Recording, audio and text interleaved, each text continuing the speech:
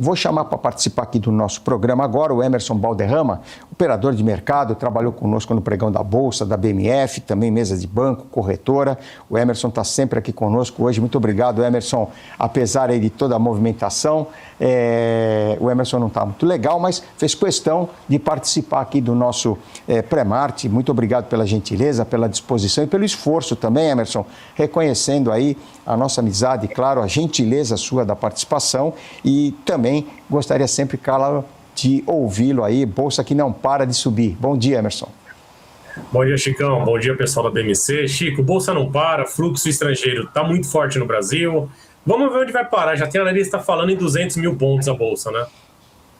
Pois é, eu até comentei agora no bloco anterior, em outras épocas nós acompanhávamos o mercado, quando um payroll, que era um dado super importante lá, a inflação, payroll, saíam com números fortes, mostrando a economia dos Estados Unidos muito forte, havia uma leitura de juro. Por quê? Porque a economia é muito forte, os juros sempre ficavam estáveis ou havia sempre uma perspectiva, ainda que uma expectativa de que se os juros pudessem subir aí ao longo do período, ao longo do ano, muito por conta do reflexo da economia americana sempre muito forte. Ontem, ao contrário, um payroll que saiu com o dobro das vagas previstas, o consenso, criadas, a taxa de desemprego caiu para muito próximo dos 4%, ali 4,1%, o salário médio por hora trabalhada subiu, salário médio por hora trabalhada na base mensal anualizada subiu e as bolsas ficaram estáveis, as ações acabaram subindo, o mercado subiu e aqui nós tivemos aí mais entrada de fluxo de capital estrangeiro na terça-feira, já subiu no mês, subiu no ano, enfim, tudo isso deixando aí o nosso mercado, aí as ações nós vimos, índices setoriais todos em alta, um sinal verde aí para todos os índices setoriais e como você vê também essa possibilidade aí, antigamente nós trabalhávamos com uma certa cautela e agora não, o mercado vai se sobrepondo e passando por cima de todos esses itens que eu falei. Bem lembrado, Chico. Na época que nós trabalhamos lá em 2008, 2005, quando ia sair o dado do payroll, o mercado parava, a época do pregão, o pessoal silenciava para esperar sair o número. Saiu ontem um payroll bem mais forte que o esperado, que você disse fazia totalmente sentido naquela época. Quando ia vir juros, o payroll vinha mais forte, a taxa de desemprego vinha menor, mais inflação, se era um momento de corte de inflação, jogava conta, a bolsa caía. Ontem não foi feito isso daí, Chico. O que foi falado é que agora a expectativa de corte de juros lá fora vai correr de junho para julho, só isso. Mas também isso é só uma expectativa, é uma especulação. Aqui no Brasil, Chico, é uma outra condição. A gente está com uma taxa de juros muito alta, como a gente já vem falando. O carry trade faz muito sentido para os investidores. Vamos ver se a partir de março acontece mesmo o corte de juros, né, aqui no Brasil, na Selic. Mas a curva mais curta, Chico, janeiro 27, por exemplo, a velocidade dela de queda está demorando, né? Já que a gente já começa a falar dessa possível corte de juros agora em março. Então isso também chama uma certa atenção, a gente está vendo essa curva ali próximo de 13,50, algo nesse sentido, e o mercado já está especulando, achando que vai para 12, 11,75, dependendo da casa. Tem bastante coisa para acontecer e ano eleitoral também, né, Chico? Pois é, Emerson. Então vamos lá, olha, janeiro 27, 13,33, estável, 0,04% de queda praticamente nos preços aí de abertura em relação ao fechamento ou ao ajuste de ontem.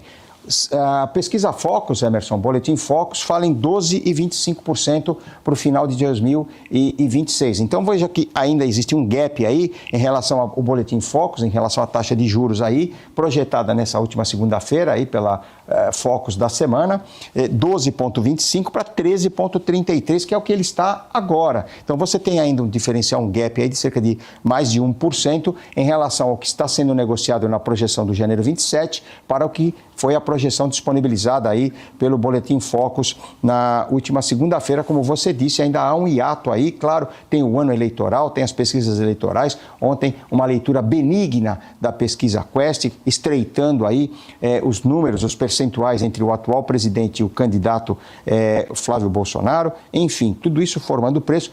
A fala do doutor Gabriel Galípolo na segunda-feira em evento aqui em São Paulo e ontem também em um outro importante evento de uma importante casa aqui em São Paulo, trouxeram também uma leitura aí muito positiva para o nosso mercado, alinhando-se aí, claro, ao cenário interno, cenário externo e principalmente essa pesquisa eleitoral divulgada à tarde. E o payroll ficou num segundo momento, tanto lá fora quanto aqui, acabou não formando o preço. Pelo contrário, as bolsas americanas ficaram praticamente estáveis, Emerson. O mercado está começando, não é a simpatizar, mas está começando a aceitar que o Flávio Bolsonaro é o concorrente do Lula no momento.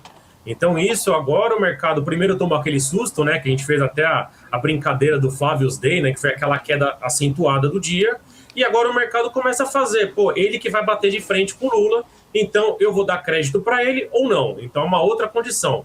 O payroll, como você mencionou, Chico, ficou secundário mesmo e também tem CPI amanhã.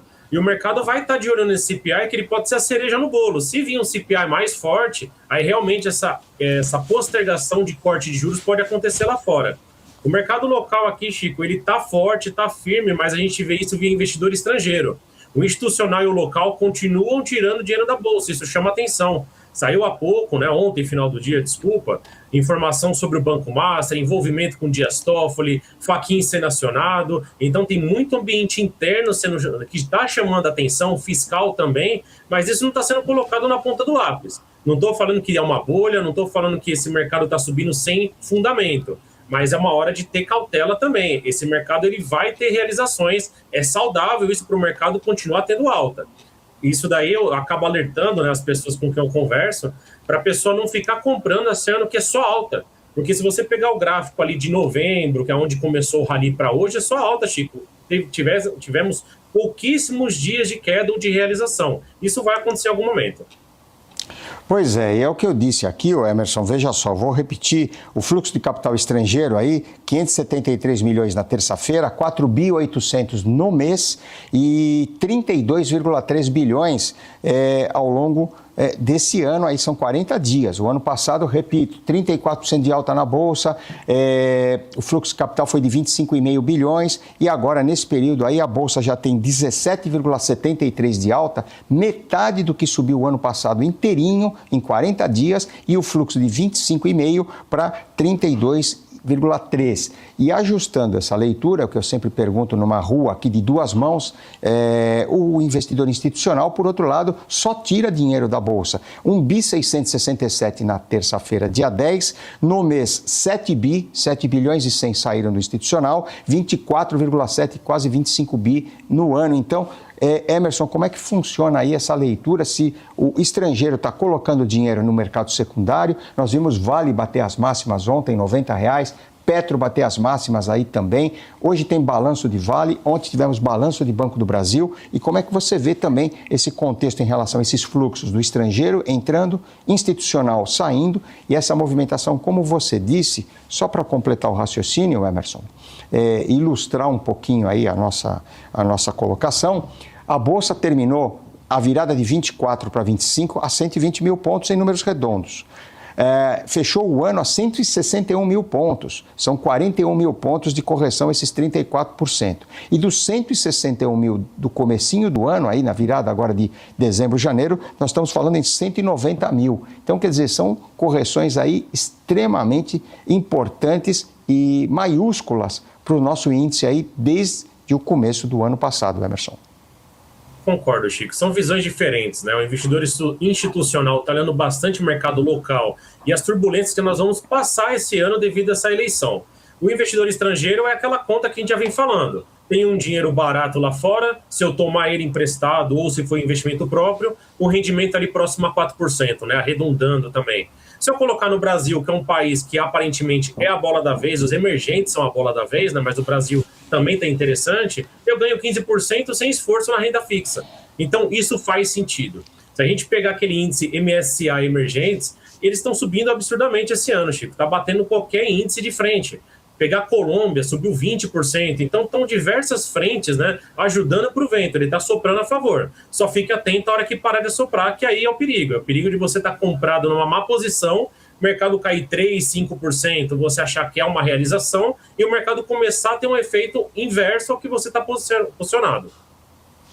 Perfeito, Emerson. E essa é a grande preocupação. A Bolsa que só sobe, vem subindo, como você disse, desde o meados aí do segundo semestre do ano passado, outubro, novembro, quando ela engatou essa primeira e foi embora lá até o final do ano e agora esses primeiros 40 dias aí desse ano. Banco do Brasil, Emerson, encerrou 2025 com lucro líquido ajustado de 20,6 bilhões, queda de 45% em relação aí ao ano anterior. Quarto trimestre teve um lucro de 5,7 bilhões também, 40% menor que o mesmo período de 2024, mas com alta de 51,7% em relação ao trimestre anterior. Ele subiu na base trimestral, mas caiu na base trimestral anualizada. E o que preocupa nessa leitura, pelo menos na pré-abertura aqui do nosso mercado, é a taxa de inadimplência do Banco do Brasil, que subiu para 5,1%, ante 3,16% do ano anterior. E só completando a informação, o banco planeja distribuir 1 bilhão 230 milhões de reais em juros sobre capital próprio. Então,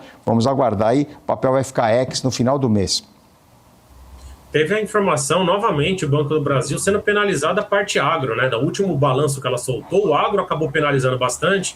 O PDD, né, que é a previsão de devedores duvidosos, não apenas para o Banco do Brasil, mas outros bancos também sentiram isso. Esse é o reflexo, né, dessa Selic a 15%. Se a gente pegar os gastos, o endividamento familiar está rondando ali 79%. Então, são diversas frentes que acabam jogando contra.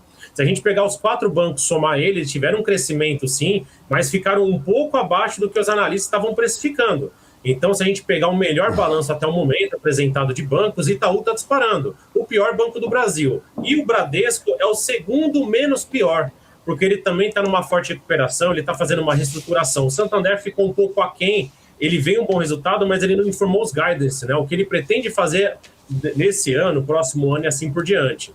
Então, eu também fiquei de olho, Chico, no resultado de Ambev. Tem uma posição em Ambev ali, é um papel extremamente conservador, é um dos poucos papéis que eu acompanhava, né, na parte de conservador, ele, Sabesp, assim por diante. Apresentou um resultado, continua forte, mas teve uma queda ano contra ano.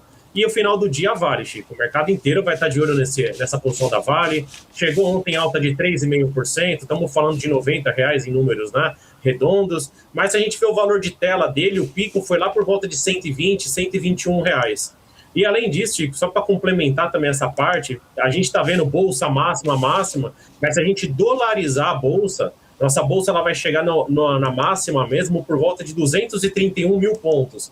Então isso ainda tem um belo de um espaço caso chegue, né, essa condição de dolarizar e chegar nas máximas históricas.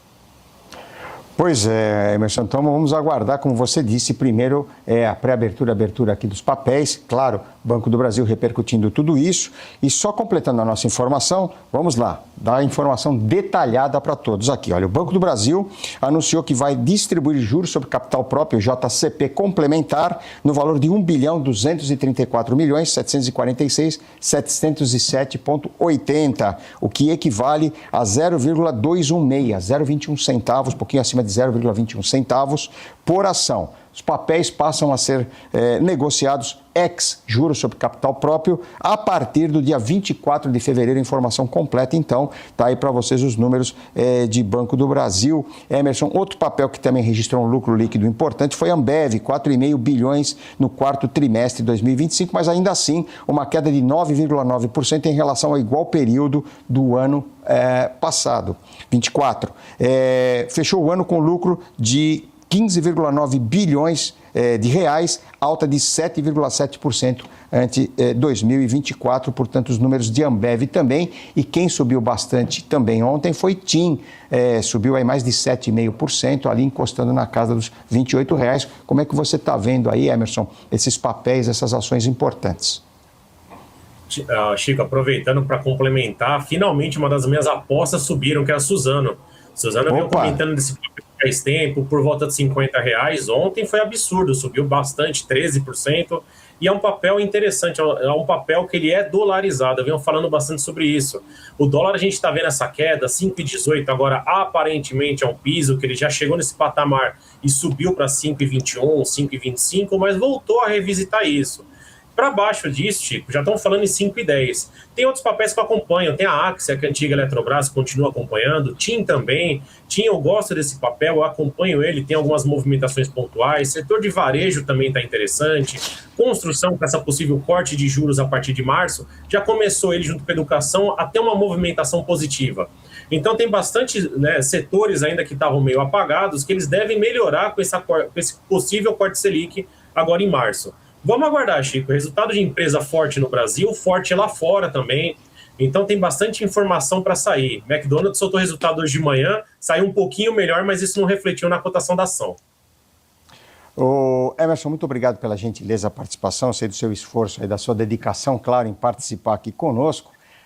Obrigado, deixe o seu contato aí e contamos com você a semana que vem também. Você sempre traz aí informações muito legais da parte principalmente operacional, de quem operou muito no pregão, quem atende clientes no dia a dia, está no trade ali, não é fácil. Muito obrigado, deixe o seu contato, Emerson. Eu que agradeço o convite, Chico, para me encontrar no YouTube e outras plataformas, 3 minutos com Emerson Valderrama. Se cuida, meu amigo.